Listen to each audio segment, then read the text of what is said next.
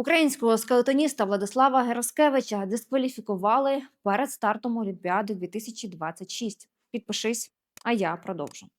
Скандал вибухнув ще до першого заїзду. Владислава Гераскевича відсторонили через так званий шолом пам'яті.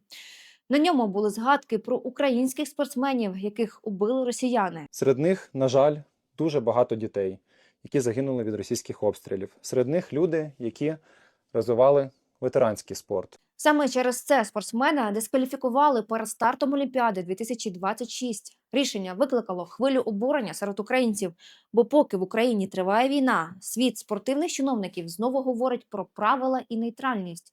І щоразу складається враження, для багатьох наша війна – це просто незручна тема. Я ніколи не хотів скандалу з МОК. Я його не створював. Його створив МОК своєю особливою інтерпретацією правил, яку багато хто вважає дискримінаційною.